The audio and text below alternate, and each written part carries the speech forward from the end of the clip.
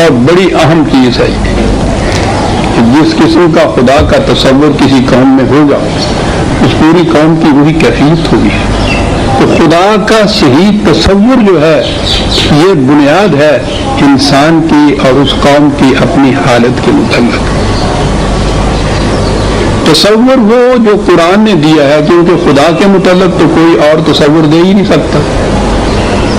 برتر از خیال و قیاس و گمان و وہم. ہمارا ذہن تو فائنائٹ ہے، محدود ہے، وہ لامحدود ہے، انفائنائٹ ہے. انفائنائٹ جو ہے انفینٹی، لامحدودیت کسی محدود کے اندر سما ہی نہیں سکتی. اس کا تصور ایک بھی ذہن میں لیکن تصور انسان کے ذہن کا خود پیدا کردہ نہیں، پھر تو وہ بھی محدود کا ہو گیا. اس نے اپنا تصور خود دیا ہے، اپنا تعارف خود کرایا ہے. اور یہی چیز ہے ہر مذہب کے اندر خدا کے متعلق یہ چیزیں ملے گی. قرآن کس بات میں منفرد ہے؟ جو کچھ قرآن نے تصور دیا ہے خدا کا، جو تعارف کرایا ہے، دنیا کے کسی مذہب میں وہ نہیں ملے گا.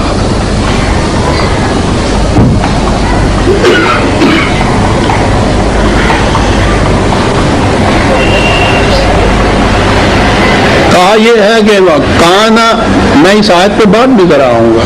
یہ ہے 7ویں آیت سورہ محمد کی جو میں ابھی آؤں گا، جہاں سے یہ بات شروع ہوگی. یہ سارا اس کی تمہید کے لیے جو میں عرض کر رہا ہوں. وَكَانَ حَقًّا عَلَيْنَا نَصْرُ الْمُؤْمِنِينَ 30/47. مومنین کی مدد کرنا ہمارے اوپر واجب ہے، فرض ہے ہمارے اوپر. خدا کہہ رہا ہے اس پر یہ فرض ہے، یہ واجب ہے اس کے لیے کہ وہ یہ کرے. آپ اندازہ لگائیے کہ خدا اپنے متعلق بھی کتنی بڑی پابندی عائد کر رہا ہے. تو اس میں واجب ہے، یہ فرض ہے اس کے اوپر کہ وہ یہ کرے. خدا قادر مطلق، سوال ہی نہیں کہ وہ کوئی پابندی اس پہ عائد کی جا سکے، لیکن وہ خود اپنے اوپر پابندی عائد کر رہا ہے کہ ہم پہ فرض ہے مومنین کی مدد کرنا. یہ تو کہیے اس کا یہ ایک دعویٰ ہے، اس کا ایک وعدہ ہے، اور یہ کتنا اہم ہے اور کتنا ایسا ہے جس میں کسی قسم کا اختلاف نہیں ہو سکتا. لا یخلف اللہ وعدہ 30/6. یاد رکھو ہمارے وعدے میں کبھی خلاف نہیں ہوگا. ہم جو کہیں گے یہ وعدہ کریں گے وہ اسی طرح سے ہوگا، کبھی اس میں اختلاف نہیں ہو سکتا. تو دو چیزیں بڑی اہم ہو گئی. وعدہ تو یہ کیا کہ ہم پر لازم ہے مومنین کی مدد کرنا، اور کہا یہ کہ اس کی خلاف ورزی کبھی نہیں ہوگی.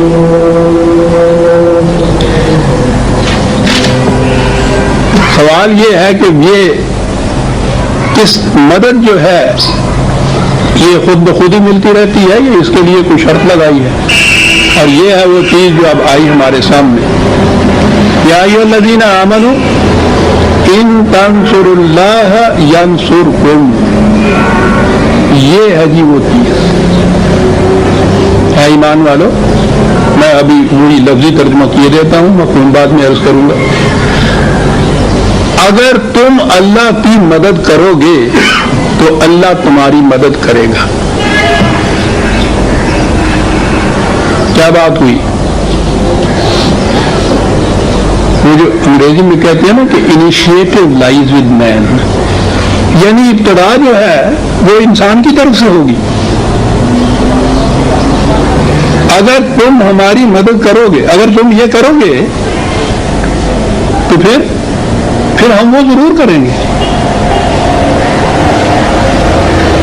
یعنی ابتدا یہاں آغاز کار انسان کی طرف سے ہو رہا ہے.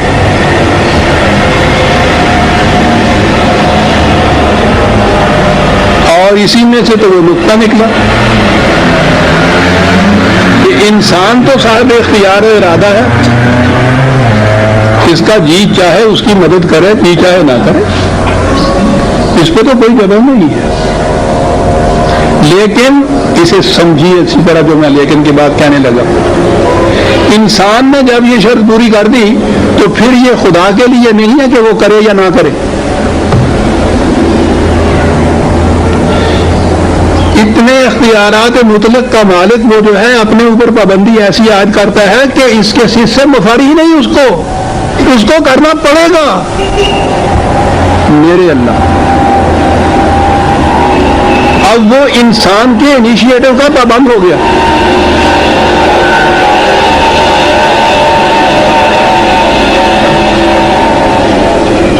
پھر عرض کر دوں کہ یہ انسان کے اوپر تو یہ اس کے اختیار میں ارادے میں ہے کہ جی چاہے کرے جی چاہے نہ کرے, لیکن جب اس نے یہ کر دیا تو پھر یہ بات نہیں ہے کہ خدا اس کے بعد وہ کچھ کرے یا نہ کرے, اس کو تو وہ کرنا ہے. پھر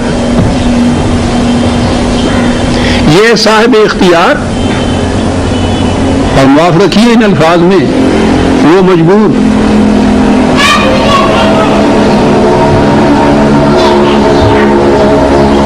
یاد رکھیے مجبور کا لفظ ہے ہمارے لیے. جبر اور اصول پرستی میں بڑا فرق ہوتا ہے. اگر آپ کس سے کہتے ہیں کہ میں کبھی جھوٹ نہیں بولوں گا اور آپ اس کے اوپر پابند ہیں, تو آپ نے اپنے اوپر ایک پابندی عائد کی ہے سچ بولنے کی. یہ جبر نہیں ہے, یہ اصول پرستی ہے. اور اگر آپ کو وہ تھانے والے جو ہیں بکواتے ہیں آپ سے سچ, تو وہ جبر ہے. دوسروں کے ہاتھ سے کوئی چیز جو عائد کی جاتی ہے, کوئی پابندی عائد کی جاتی ہے, اسے جبر کہتے ہیں. اپنے اوپر خود کوئی اگر پابندی عائد کرتا ہے تو اسے اصول پرستی کہتے ہیں. اور جبر اور اصول پرستی میں تو بڑا فرق ہے. یہ خدا نے جو یہ کہا ہے نا کہ اس کے بعد ہم پھر اس کے بعد ایسا ضرور کریں گے, کبھی اختلاف نہیں ہوگا, یہ اصول پرستی ہے, جبر نہیں ہے. لیکن انسان کے نقطۂ نگاہ سے تو پھر یہ جبر ہو جاتا ہے کہ خدا کو مفر ہی نہیں ہے کہ یہ کر دے اور وہ یہ نہ کرے. ناز برداری تو اس کی ہو رہی ہے کہ لیجیے سرکار ہم نے یہ کر دیا, اب آپ کو یہ کرنا پڑے گا. وہ کہیں گے کہ آپ صاحب ہم نے تو کہا ہوا ہے ہم کریں گے. دیکھ رہے ہیں خدا کا تصور کیا آ رہا ہے. دنیا کے کسی مذہب کے اندر پوچھ کے دیکھیے کہ یہ تصور خدا کا کہیں دیا ہوا ہے. اور یہاں بھی انسان کا مقام کس بلندی پہ جا پہنچتا ہے. ابتدائے کار اس کے ہاتھ میں ہے, صاحب اختیار یہ ہے.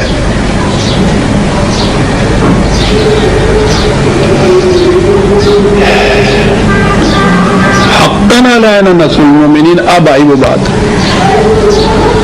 مومنین کی مدد کرنا ہم پہ واجب ہو جاتا ہے. کس طرح؟ ان تنصر اللہ, اگر یہ ہماری مدد کریں تو پھر ہم پہ واجب ہو جاتا ہے ان کی مدد کرنا. اب اتنی سی بات اگر لیتے چلے جائیں ہم حقاً علینا نصر المؤمنین, خدا کے اوپر واجب ہے ہماری مدد کرنا, تو پھر تو یہ ہوا نا کہ ہم کچھ کریں نہ کریں.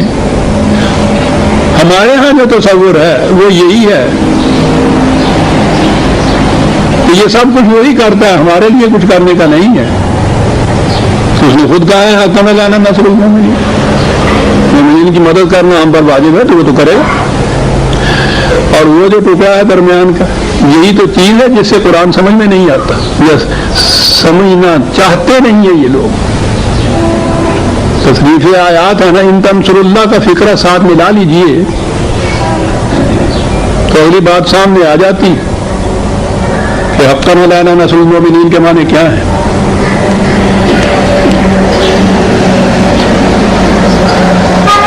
اگر تم یہ کرو گے تو ہم ایسا کرنے کے پابند ہو جائیں گے.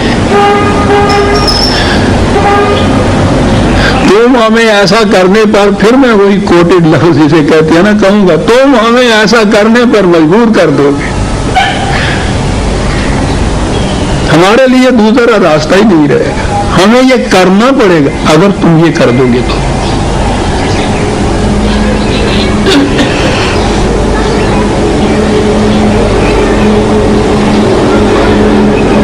یہی